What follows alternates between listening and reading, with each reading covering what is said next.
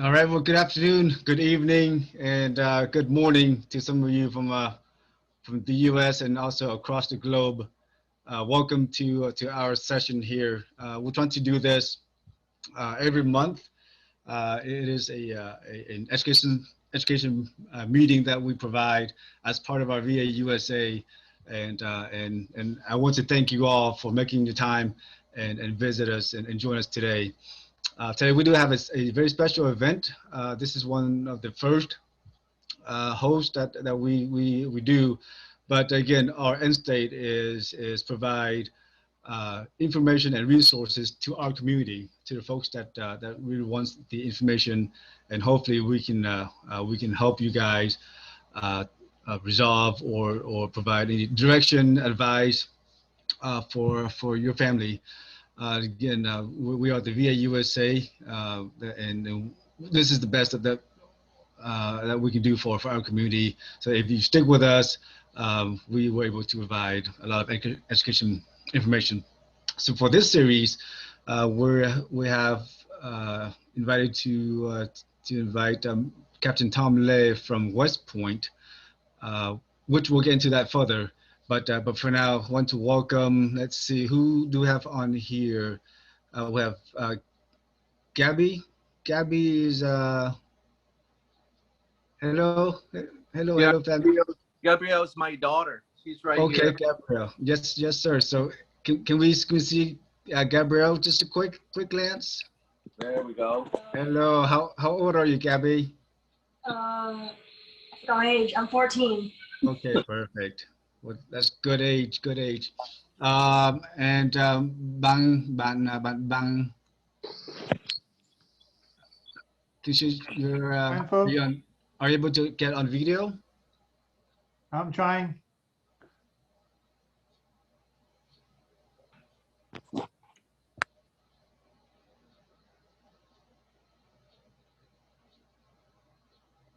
Okay, at least you can hear us.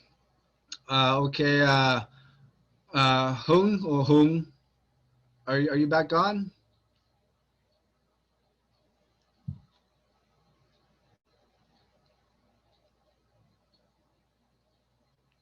Okay, all right. So I have an iPhone, Mi Fung, Thomas, Gabriel, okay, and Vinny. So again, we have folks here that have been in the military, currently active, and also in the Reserve National Guard. Myself, let me introduce. My name is Fong Nguyen. I am a lieutenant colonel, currently in the U.S. Army. This is my 18th year in service and active duty, and I have a few friends here. My friend Vinny also was also in active duty. He was also a prior service member, so he probably has over 20 years under his belt. Tom Lay also was a National Guardsman, went active duty and commissioned, and Anh Hien, as we all know, he's also in joining us today, Reserve National Guardsman, and currently serving in the capacity of a federal civil service. But tonight, this is a special topic for all of us. Talking about the West Point, which is a U.S. Army Military Academy. In the U.S., we have a few of those for each of the services. We have the Air Force Academy, the Naval Academy. The Army has West Point and in New York. We also have a few other, the Citadel and a few other schools. But for me, I came from the ROTC. I graduated from Texas A&M University. That's where I held my alma mater, and that's where I get my commission. Back in 2002 as a chemical engineer. I just want to share with you my family real quick before we begin. Let me share screen. I will share my entire screen. So this is me here, 18 years active duty in service, currently stationed at Fort Irwin, California, as a director and also commander of the contracting here. And this is my two little kiddos. My oldest currently is now 14, which is Gabby's age. And my son, right now, he is 7. So this is dated many years ago, but now that they have grown up. And again, um, planning for college, start as early as better. Okay, 8th grade is what I would recommend. Start looking at the college at young, because your interest changed. Um, you find out at 8th grade you want to do something, and then 9th grade come along, you want to change it. 10th grade you want to change it. So really the best part is start young, right? I myself, I did start the college piece until I was probably almost 12th grade, and that was too late. I was almost signed up for to join enlisted in the Marine Corps, but I decided against it, and went Texas A&M to get my bachelor's degree. But again, planning right now, planning start in 8th grade. You have to know, one, your career, what you want to do, what your interests are, what your aptitude will be, and two, really, where do you want to go to school? Because school is also important for you. That's where you set your foundation to move forward, and also advancing your career. So based off of those two, uh, planning factor for the family is important. Also the financial piece as well. Make sure you all keep that in mind. So um, after, if anyone after this, I do partner with a coaching program that provides a student a free aptitude, also interest test. Basically, it's like a career test. I'm pretty sure any schools that you go to, that they will have a schools test for you students. But this a battery of tests will test your aptitude, your skills, your interest, to see what areas of study that you want to go into. And based off of that, they'll let you know, okay, what schools are available within that category. When I did the test, for me, they said I would be perfect in the medical service, but I didn't. I went the engineering route. But if I would have known that was my destiny, I would have went that route. But it's okay, because my interest changed. So knowing early, the better. And so I offer that for the family, if you guys want to take a advantage into doing so, in knowing your child's career direction, and then find out what schools. Now the best part, again, is also, once you find out the school, you also learn about that career field. You also learn about the scholarships available. So all of that available for that school. So take advantage of all that information when you're planning for your child's education. But tonight we have the honor of welcoming 2 West Point grads. One one is Mr. Vinny Nguyen here. He's a West Point grad a very long time ago, and also recently Mr. Tom Lei, Tuấn Lei. And you can have a presentation from Mr. Tom today as part of an admission and how to get your child prepared for West Point, or which is the U.S. Army version of the military academy in New York. And so let me give you a brief bio of Mr. Tom Lei before he begins. So he's a captain. So when you join as an officer at the military service, you begin as a lieutenant, a second lieutenant. That's where I began. And so does Captain Tom Lei. So as a commissioned as a second lieutenant, and then he promoted to first lieutenant, and now he's a captain. So Captain Tom Lei is currently a public affairs officer at the USMA, which is at West Point, New York. So he was a commissioned as second lieutenant in the Medical Service Corps through West Point, and holds a bachelor's degree of science in environmental science and engineering. Now, prior to attending West Point, he was a a combat medic in the National Guard. So he was a National Guardsman. So he joined the Army before he went to West Point. And after completing the basic course, medical service corps, he was assigned to a unit that's part of the 1st Infantry Division as a platoon leader. So he leads people, he leads other soldiers, and also as a battalion medical officer. And so he was mobilized to Europe in support of Operation Atlantic Resolve. It's a huge operation, and it's still going on right now in Europe. This is to provide security, longevity, and sovereignty of many European countries. And subsequently after that, he was served as the Environmental Science and Engineering Officer for the Public Health Command, now in San Antonio. Now this is special here. So I'll let him answer the question later, but in the Army, there are very few environmental science officers.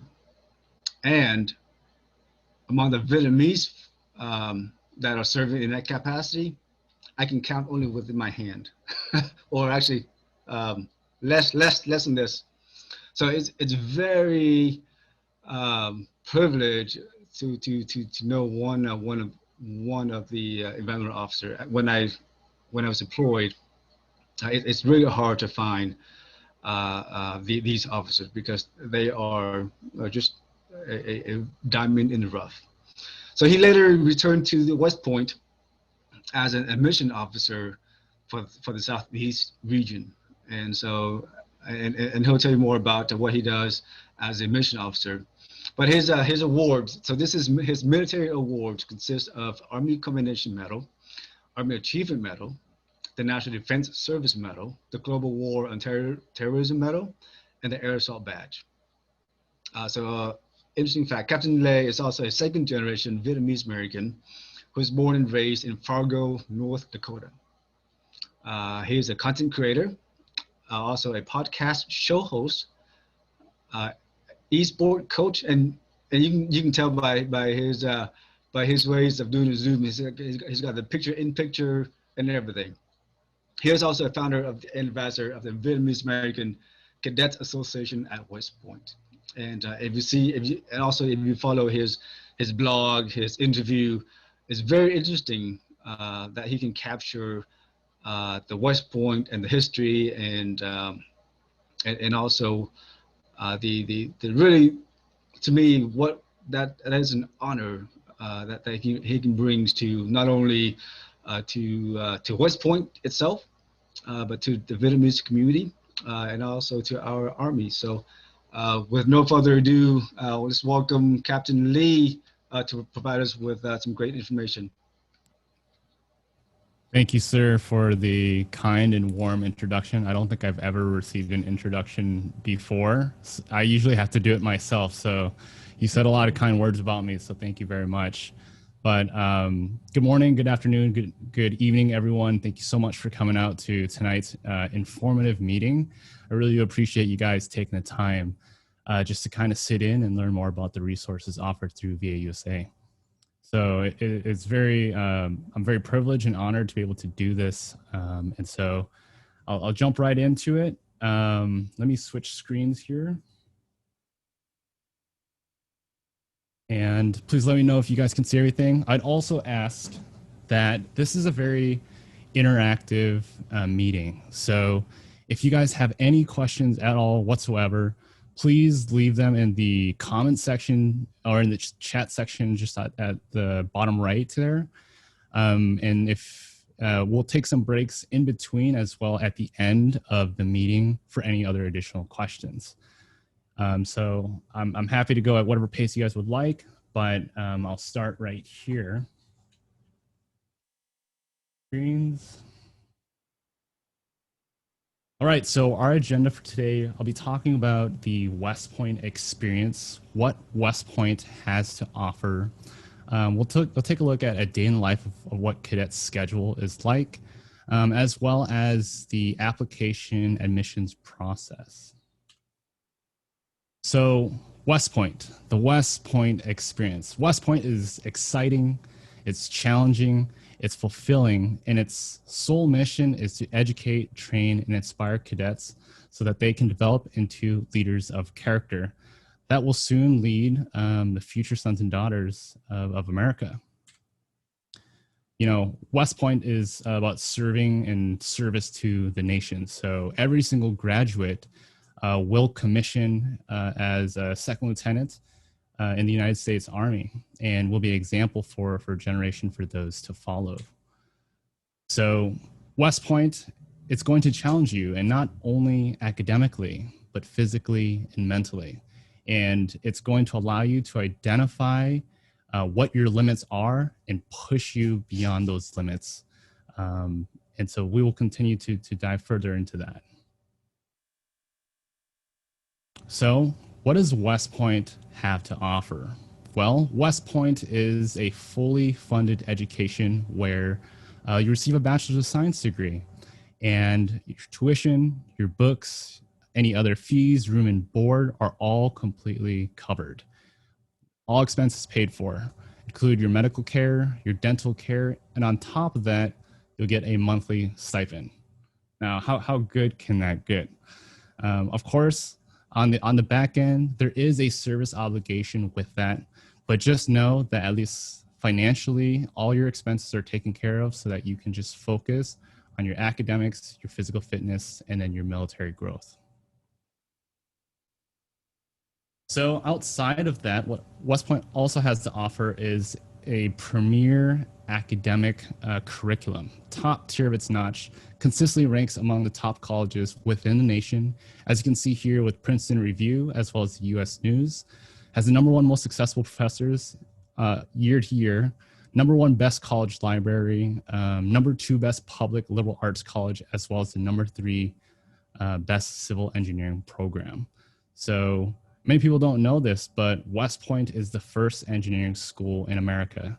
So you will see a plethora of engineering programs, engineering majors, but we'll go further into the majors after this. But every single year, we'll generally get Rhodes Scholars, Marshall Scholars, Hertz Scholars.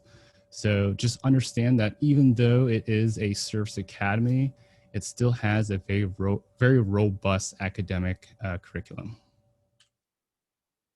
So West Point also offers 100% job placement into your chosen career path. So for those that are thinking about, job security upon completion of college, that's not always guaranteed for other institutions, but at least coming through the service academies, you will have a guaranteed job for at least the next 5 years and a salary to go on top of that. All right, so branching opportunities. We talked a little bit about, Medical Service Corps, which is the one that I branched. Colonel Wynn branched Chemical Corps, but a lot more people are familiar with infantry, armor, maybe aviation. But as you can see here, it's very diverse. There are a lot of things that you can do within the military that align with what your interests, your values, your skill sets, and your experiences that allow you to contribute a lot of value within the military, and then take those skills when you decide to leave the military to go into the civilian sector. So the ones that are in white are the branches that you can immediately commission into from West Point. But later on, the ones in yellow on the far further right are the ones that you can then pursue later within your career. But just know that it's very diverse. And like Colonel Wynn mentioned earlier, within my own personal career, you can go from one branch to another, and you can pursue various other positions within the military. So the flexibility of that is very exciting. All right, so about West Point, we'll talk a little bit about its history. So before 1802, which was when West Point was first established by President Jefferson, West Point was a very strategic site. During the Revolutionary War, the British Navy was actually trying to take control of the Hudson River, which at the top right, that is the area to divide the colonies in America. General Washington at the time saw that it was strategic enough that they had to hold the site, which was West Point at the time. And they were able to create a defense so formidable that the British was not able to overtake that. And so during that time, now that they had that defense there was a huge demand and need for engineers in America. And so West Point was formed in 1802, being the first engineering school. And so I'll just kind of orient you guys to West Point. West Point is about an hour north of New York City. You can hop on a train and easily get to the city in no time. A lot of cadets do that on the weekends. But if you look in the center, you'll see a lot of green. That is primarily the plain area, which is where the cadets do parade, drill, and ceremony. And of course, you see a lot of athletic fields. There's a motto where every cadet is an athlete. So all the cadets will participate in some sport in one form or another. So that's why you'll see ample athletic fields for the cadets to be able to do that. And then on the left side of the map, you guys see a lot of gray. A lot of these buildings here are either dormitories, they're academic buildings, they're dining facilities, and they're gyms. But as you can see, everything on the map is within walking distance. So it's great to know that everything, especially during winter storms, that classes probably aren't going to get canceled because they're within walking distance. But it's great to know that you don't need a car to travel very far to where you need to get to. So that's just one additional benefit. All right, so a legacy of our leadership. West Point, it is known to be the preeminent leadership institution in the world. And it definitely shows within the ranks and within the graduates that come out of this academy. As you guys can see across the board, you guys have probably noticed some familiar faces, whether it's Buzz Aldrin, first man on the moon, 34th president of the United States, Dwight Eisenhower, Coach K, any Duke fans out there? And then CEO of Johnson & Johnson, Alex Gorski. So despite spending an entire military career, or if you decide to get out after 5 and going into the civilian sector, West Point equips all the graduates with the necessary tools to be successful and to lead in challenging, in complex, and changing situations. All right, so West Point is built on these 4 pillars here: academics, physical fitness, military, and character. And we'll dive deeper into it as we talk about the curriculum. All right, cadet life. So you guys will hear me referring to this nomenclature, but if I say plebes, that is referring to a freshman in college. Yearlings are sophomores, cows are juniors, and firsties are seniors. Every institution, other service academies, and I believe Texas A&M as well, also has their own nomenclature for what they call their students. And it's just a great tradition that we have. And there's also a lot more other lingo that you guys will learn, but these are just to name a few.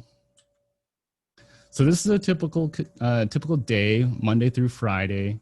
You'll see 0520 at the left there, which is Reveille.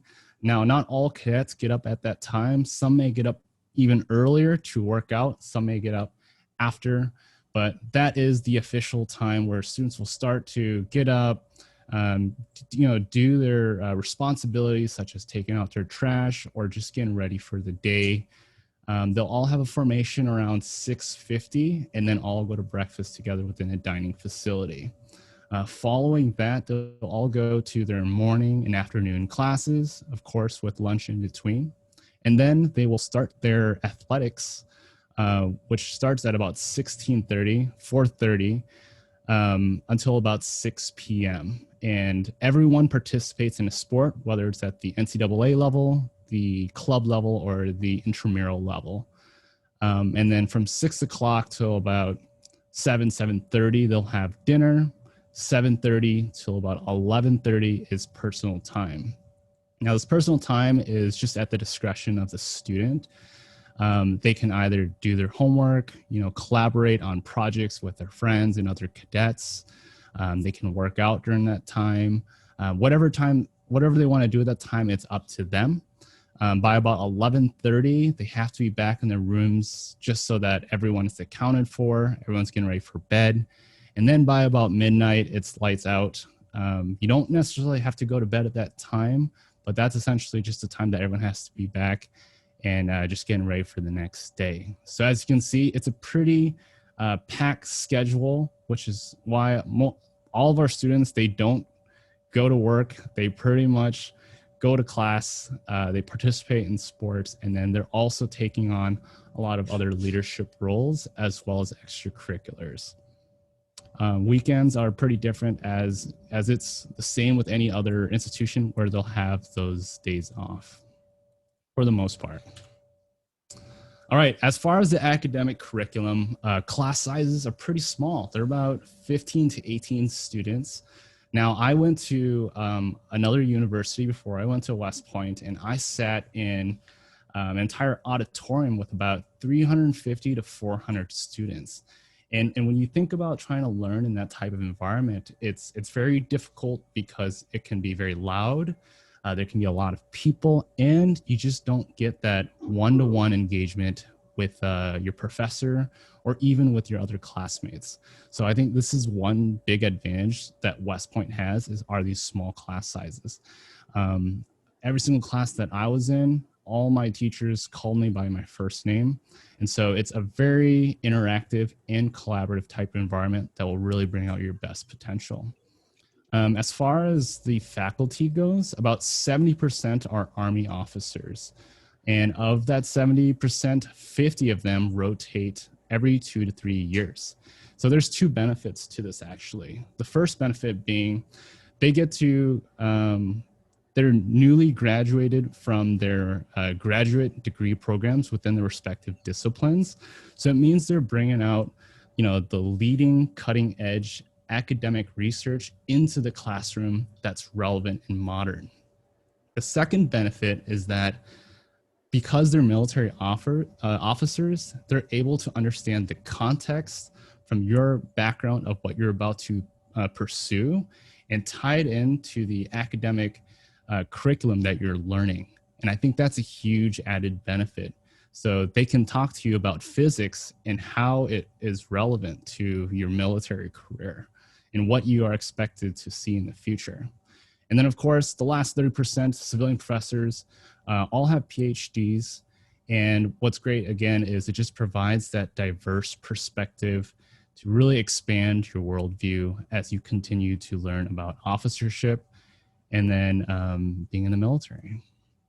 And of course, you guys see the student achievements down there. Every year, we have the Rhodes, Gates, Marshall Hertz, Fulbright scholarships, and many more. So if you are interested in pursuing graduate school after West Point or even medical school, that is also an opportunity.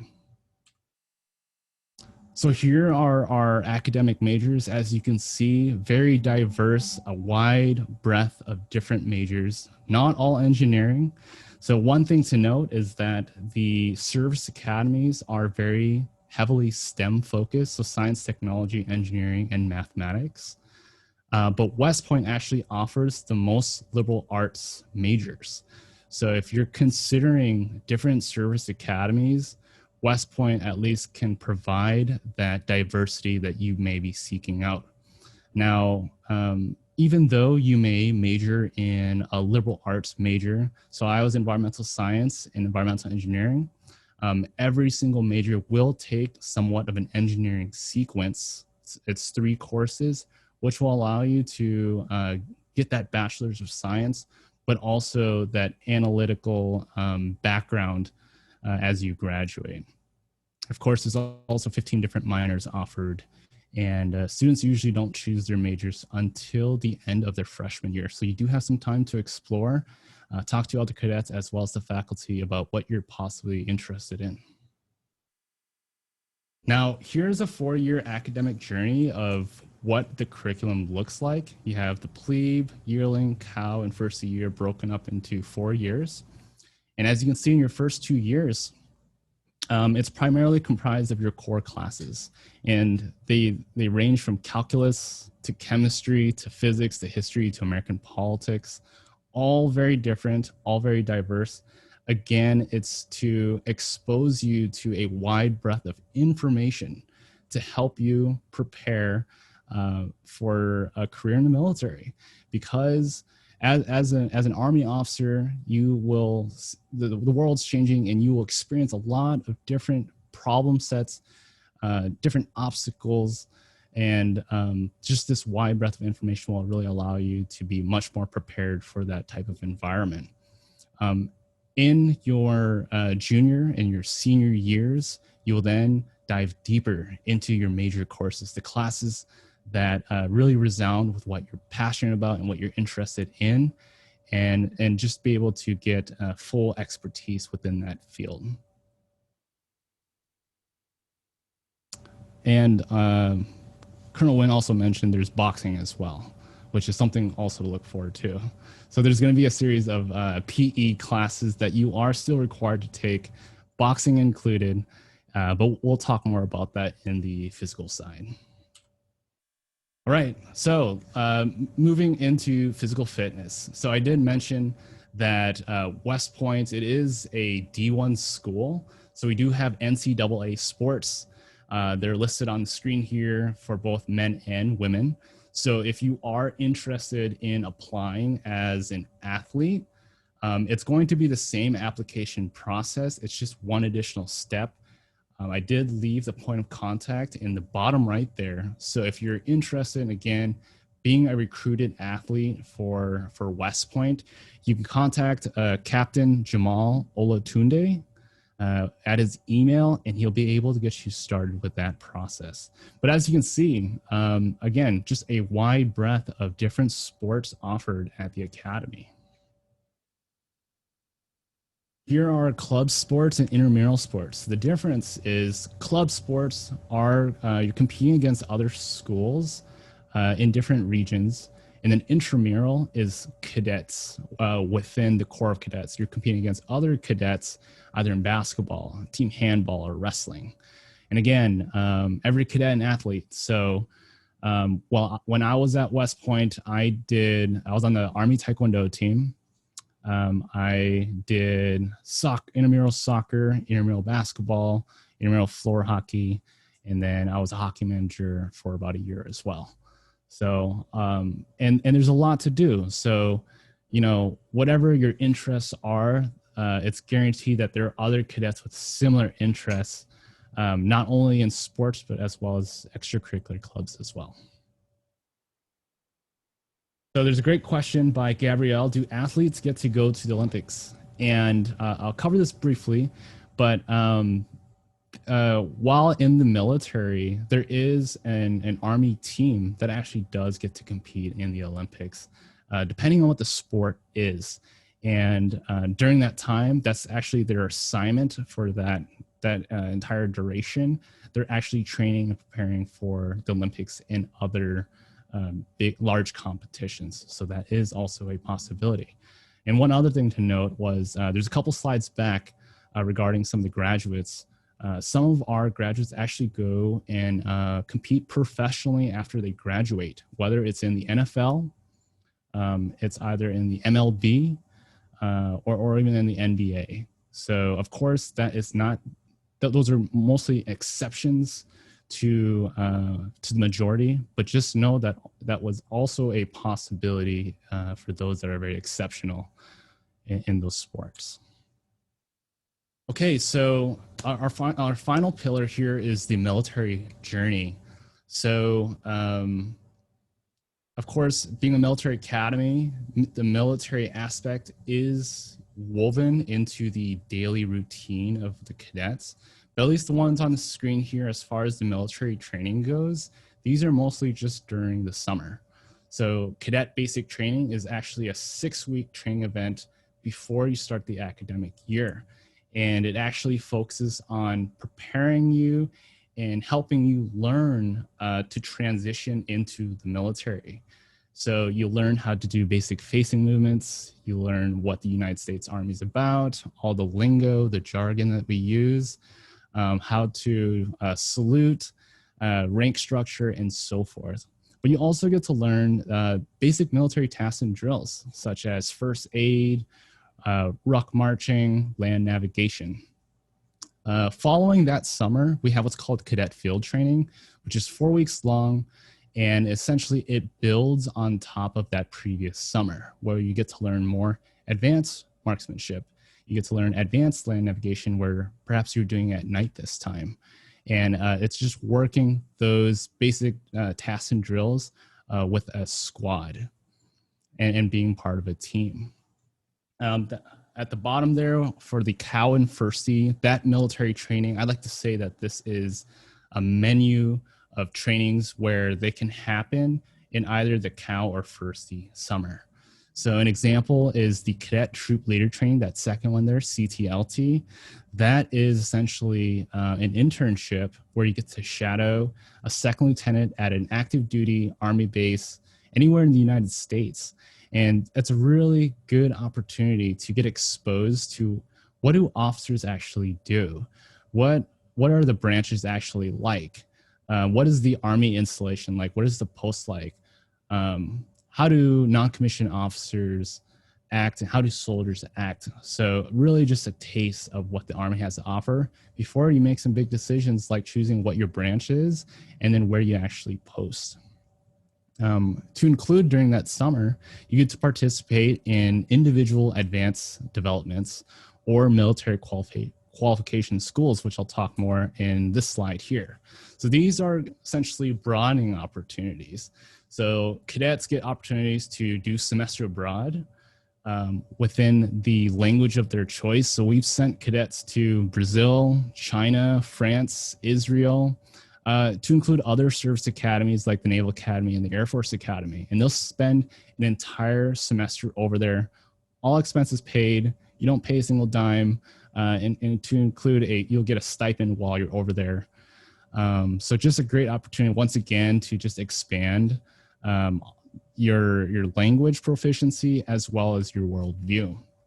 Outside of that, we have internships to the White House, to congressional offices, with NASA, training with industry. So we'll send cadets to Silicon Valley to work in Google, Facebook, and various other companies, again, to just kind of build out that skill set, to build out their passion, and also ultimately to just make them a very well-rounded individual. They can also compete and qualify in different military schools, whether it's airborne, which is jumping out of helicopters or jumping out of planes, air assault, rappelling out of helicopters, combat dive, and SEER school, and a slew of other military schools that are actually hard to come by when you actually are commissioned into the military. So again, just an overall great opportunity to really broaden these cadets' resumes, but also just experience and understanding. And again, it's all paid for, so the student doesn't have to pay a single dime for this. So really hard to come by. I know when I was a cadet, I got an opportunity to do some research at Walter Reed. I got to shadow some physicians. I got to do humanitarian mission in Haiti. I got to shadow a sniper rifle team in Korea. And again, just so many different things that you can do. And so I would just always recommend that students take advantage of this opportunity. All right. So at this time, I know I threw a lot of information at you guys. I'd like to take maybe a short break just to take any questions that you guys might have at this time, and then we'll continue with the application process. So I'm gonna pop up the chat menu here. And again, I also just want to say thank you to both to Colonel Nguyen, as well as to Anhing for answering some of these questions that I didn't get to earlier. So.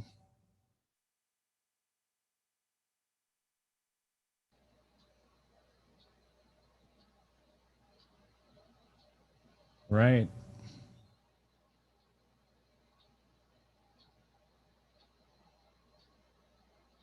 Seems like all the questions are answered. Does anyone else have any further questions at this time in regards to the West Point experience as far as the academic curriculum or just life as a cadet. So Captain Lei, what about holidays, and do they get to, does the cadets have some time to come back home and spend with the family? That's a great question, sir. Unfortunately, I'm just kidding. No, the cadets, they actually get the same breaks as any other college student would.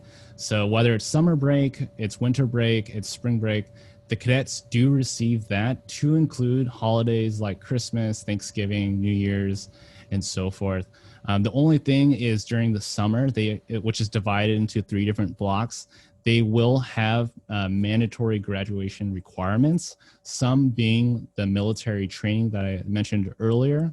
As long as they meet those requirements, whichever blocks that they have still available, they can elect to either go on those broadening opportunities, or they can just use that time and they can go home. It just really depends on the cadet based on what they want to do. I was guilty of actually not going home ever during the summer because I just wanted to take advantage of those opportunities. But some students will use that time to go back, see family, relax, de-stress, decompress, and then get back into it for that following semester. And all flights, as far as like summer break, as far as winter break, spring break, if the student elects to go home, they will actually pay out of pocket themselves. So that is going to be just dependent on the students. But as far as actually military training, any of the broadening opportunities that I did mention earlier, that will be covered, but not necessarily anything that deals with them going home. We will get the cadets to the airport, and we will get them, from the airport to West Point, but not actually cover their flights to go back home for a personal trip. Has there ever been an exception that a candidate has started out in one academy and then transferred to another to finish his or her years? Yes, there actually is. That's actually a very great question, and it's actually a misconception that most people don't know about, is that the cadet actually has their first 2 years to make a decision before they actually commit to joining or serving in the military with an actual contractual obligation. So they actually make that obligation or that commitment the first day of their junior year. So students who go to West Point for the first 2 years, and maybe physically they just cannot continue, or medically they're disqualified, they can leave and there's no repercussions. Some students will just realize after 2 years, hey, maybe this is not the lifestyle that I want, or maybe this is something that I no longer want to do. And they can, notify their chain of command, and they can leave, no questions asked, and they'll be able to take that resume and that transcript that they received at West Point and be able to transfer that to a different university, and still be able to be very successful at wherever they go. I've had classmates that have done that. I know people that have done that. And then vice versa. If you decided to go to a university, a civilian university, and you're interested in going to West Point or any other service academy, you can also do that as well. You can't necessarily transfer your, let's say you did 2 years at a university, you can't transfer and then only do 2 years at West Point. You still would have to do the full 47th month journey. That's what we like to call it. And because it's not just the academic side, it's also the military, the character, and the leadership aspect that you're developing within those 4 years. But that's a great question. Thank you so much for that. If you're a transferred student, do you get transfer credits? That's also a really great question. The credits, they don't necessarily transfer. However, you are able to do a placement test to validate the class. So an example is, if let's say you took a chemistry class in college and you got an A on it, you can provide that transcript from that university, and then you're able to take a placement exam to demonstrate your proficiency within that class. If you did well enough on it, you validate that class and you no longer have to take that chemistry class. You would just then take chemistry 2, or you would just take the next elective to fill that spot. And that's going to be the same for students that are taking AP classes, dual credit in IB. So that's why it's very important, is although these credits don't necessarily transfer, they allow you an opportunity to take a placement exam to validate those classes so that you don't have to take them if you've already mastered it. And the more, the better. All right. So if there's no further questions at this time, I'm going to dive into the application process. And again, if there's any questions that I don't get to right now, we'll get to them at the end, and we'll continue to answer them there. So what does it take to join the long gray line? The long gray line is what we call the alumni or the graduates that come from the academy. So West Point seeks well-rounded candidates who demonstrate excellent academic ability, leadership potential, and overall fitness. So what Colonel Wynn mentioned earlier at the beginning of this brief is that you have to start early. These things don't happen overnight. It takes time to be able to train and develop yourself, but also to demonstrate a track record of success and excellence. And the earlier that you can do that, and the earlier that you can identify your strengths and your weaknesses, you have time to build on that, to build a very robust application for when it comes time for you to apply. You're going to be in a pretty good spot here. All right, so our basic eligibility requirements are as follows. So you must be a U.S. citizen. I know we do have some applicants that are either working, some are overseas, some are international, some are working on their citizenship. And the only thing with that is anyone is welcome to apply to West Point, but we won't officially give you an appointment, award you an appointment until you are a U.S. citizen. So just be mindful of that. You must be between the ages of 17 and 23 years old the day you enroll. So we will, of course, have some students. Most of our students are actually high school applicants, but we do have some college students and those that have applying at a later age due to various circumstances. But just recognize that you do have that time frame to do that. Back in the day, we used to do waivers for soldiers, especially those that were older than 23 who had various deployments. But unfortunately, at this time, we're no longer doing waivers. And of course, must not be married, must not be pregnant, or have a legal obligation to support a child. That is a very rare exception that, but we do mention that. All right, so steps to admission. The first thing to do is to complete the candidate questionnaire. It's essentially, it is a 5 to 10 minute survey that is available on our website at westpoint.edu. And we're just going to collect a few things, your congressional district, your address, your high school information, the things that you have done as far as extracurriculars and athletic programs that you're involved in. And this is a great way for us to be able to see where you're at, what your standing is, and just be able to know that you're interested, and so that we can send you more information as well. I think it's pretty important to fill this out because there's no way for us to know that you're interested.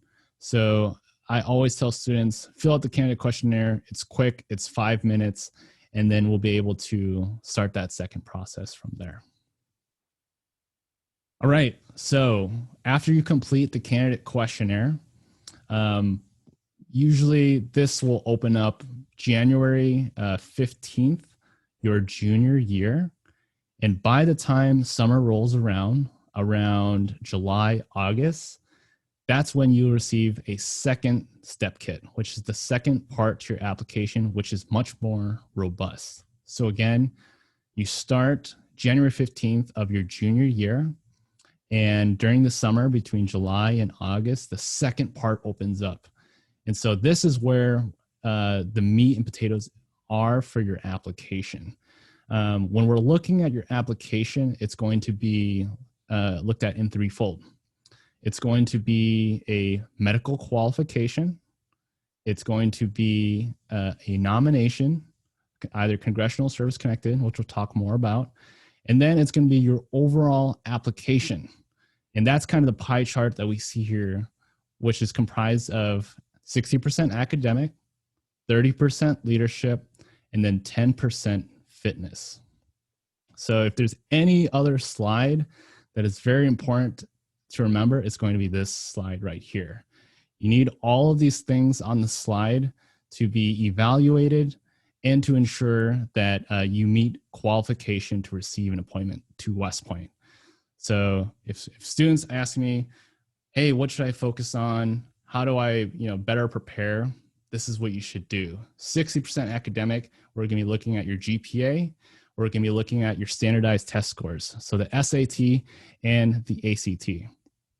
I know previously, earlier this year, College Board did announce that they're no longer requiring essays for these SATs and ACTs. That's not for West Point, at least at the time being. So do your best to schedule these exams early, because a lot of them have been canceled because of COVID. So just remember to schedule it, and to also schedule the essay and writing portion so that you can complete that.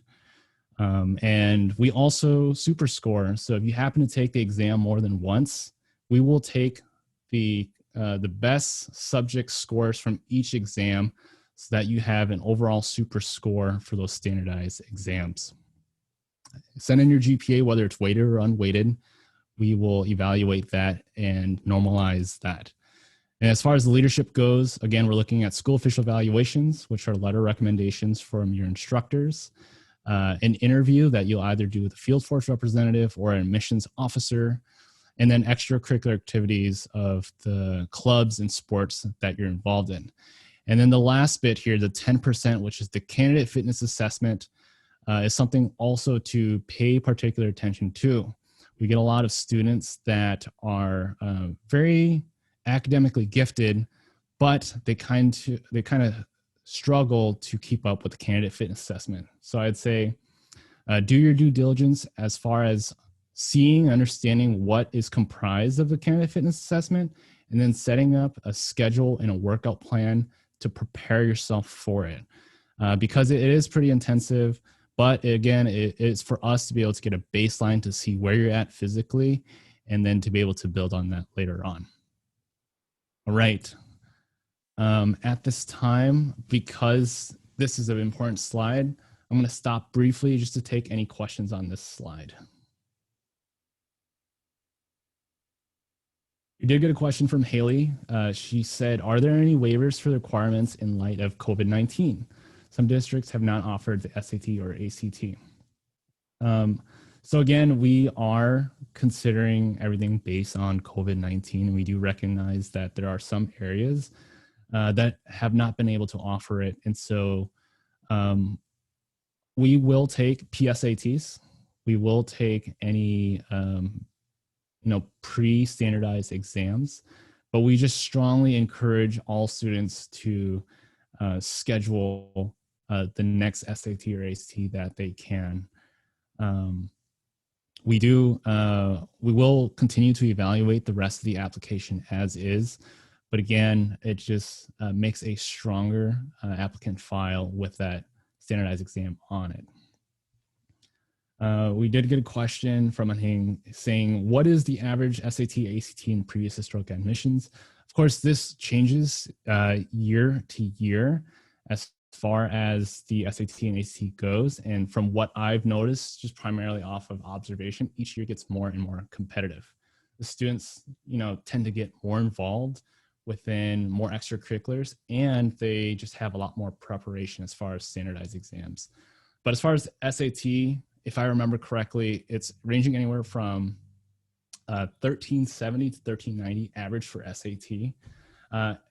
Based on the new SAT scores, and the ACT ranges anywhere from 29 to 30. So recognize that these are just averages. And if you don't meet that, that's perfectly okay. We do a holistic evaluation of the application file and just recognize that, your academics is just 60%. There are other aspects that we will look into, and also other aspects that we'll see why the academic portion may not be holding up compared to some others. So there's always reasons why. That is a great question. All right, at this time, we'll move into the medical qualification piece. So again, I don't think any other college that you're applying to will require medical qualification, but because you guys are we essentially from here, going from West Point, serving in the military, they do require this medical qualification. And of course, this is done by a third party, which is the Department of Defense Medical Examination Review Board. So not internally to West Point at all. You must actually complete the application process before you can even start this medical qualification. So that is the utmost importance of getting things done in a very timely manner, is that the medical qualification can take anywhere from 60 to 90 days to complete, pending any unforeseeable events that happen, such as COVID, that can slow it down. It's very important that you complete the application early so that you can then initiate the medical evaluation. And as you can see, the deadline for this is April 15th. That April 15th is going to be April 15th of your senior year. The actual application deadline is January 31st of your senior year. So this deadline is 3 months after the actual deadline for your online application. So one thing I just want to note about the medical qualification is that it can be done either with a local provider, it can be done on a military installation post, or it can be done by an approved DOD-MERB provider. And we'll provide additional instructions on what you need to do for that evaluation. But again, in order to start this, you do have to complete your online application. And the last bit here is a nomination. Again, very different from any university or college you're applying to. It's actually a legal mandate that you are required to receive a nomination. And there are 2 different nominations that you can apply for. We'll start off on the right here. Each candidate can receive 4 congressional nominations off the bat. 1 from their congressional representative from the district that they live in, 2 from their state senators, and then 1 from the vice president. So that's 4 that they can apply to. It does not mean that they're guaranteed a nomination if they apply for it, because they're competing against all the other students within that district, within that state, or even within the United States for that nomination.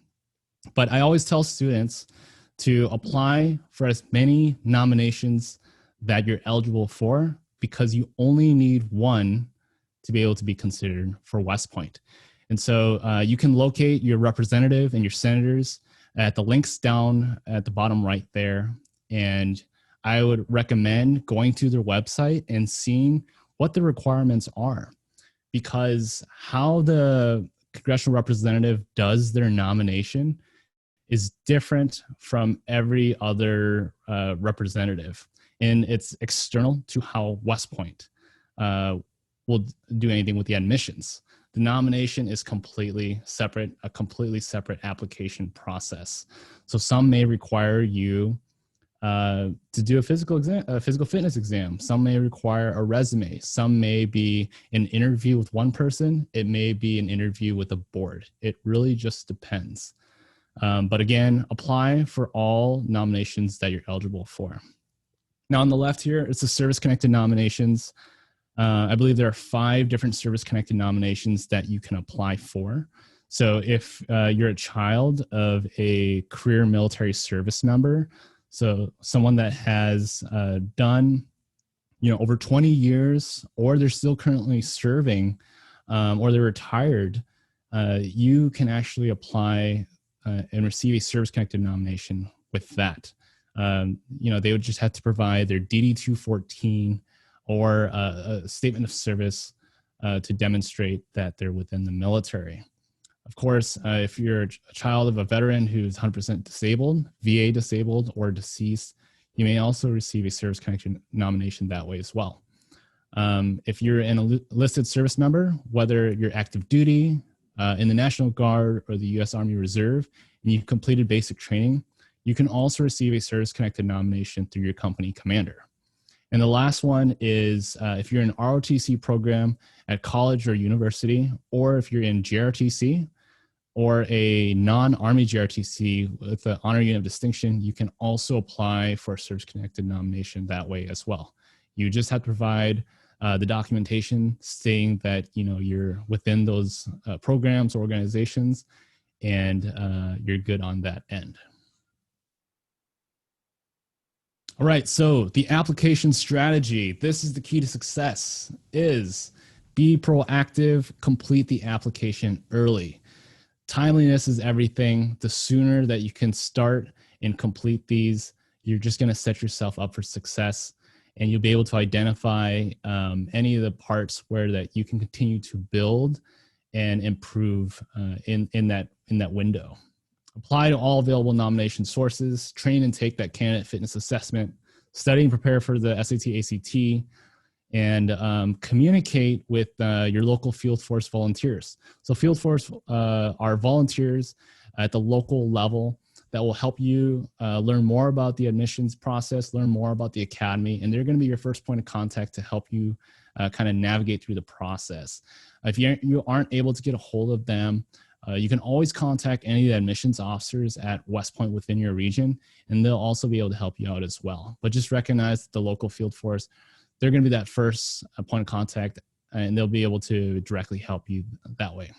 Last but not least, application deadline. Again, for this year, the class of 2026 is January 31st of 2022. And the medical deadline is going to be April 15th, 2022 as well. And then this last slide here. So before you apply, I want you guys to kind of think about this. Ask yourself these questions here. Are you a leader? Are you mentally tough? Are you physically fit? Are you ready for the challenge? Are you interested in a career as an Army officer? I think the biggest takeaway that I can kind of let you guys know is when you're deciding this, make the decision not because your parents told you that this is the way to go, not because your teachers, your coaches, your friends said you should go to West Point because XYZ. You should go to West Point because you want to go to West Point, because you envision yourself wanting to do this and wanting to participate and learn about the institution, want to be in the military, want to learn about the United States Army, because that is going to be overall the best fit that aligns with you in the long term. So again, just kind of going over these questions and just kind of thinking about that deeply. All right. One last thing before I close out is for all high school juniors, we have what's called the Summer Leaders Experience. It's a 1-week program that's fully immersed at West Point, where you get to participate in academic classes, military training, and physical fitness, and overall just get to see what West Point is like. It's not going to be an added bonus on your application, but there's also no detriment either. Really, it's just to give you that exposure to see what the campus is like, to talk to cadets, to meet other students that are also interested in the academy as well. And I think it's a great opportunity. It happens in June, but the application process starts right now. Between January and March of your junior year, you can apply for this. It's a small window, so apply as early as you can. And the only thing that you need is a standardized test. PSAT will suffice as well. Last but not least, if you guys want to learn more about the West Point admissions process, I highly recommend you guys check out our social media page. I left the handles there at West Point Admissions, as well as our website at westpoint.edu/admissions. And just a short plug, I also create some great content about West Point as well. You can find a day in the life of cadet is like. I actually did some vlogs when I was a cadet myself, so you guys can see what a daily routine would be like for a student that attends the academy, and that's under Long Gray Lessons on YouTube. But at this time, I'll open it up for questions, and we'll take it from there. Hey, Tom, you have a question from Gabrielle. She asked, when should the student start their application? My daughter is in 8th grade at this time. Yes. Okay. So great question. The application does not actually start until you are actually a junior. And the reason being is just because we try to track it year by year and also be committing the effort, the resources, and the work towards that current incoming class. So if you are in 8th grade, you can't actually start that survey until you're junior, but what you can do is start prepping yourself now. Now that you kind of know what and how we evaluate, you can start outlining, a plan to attack the academics, the physical fitness, as well as the leadership side, and make sure that kind of all nests within what we're looking for. And by the time you become a junior, you're going to be set and ready to go for the application process.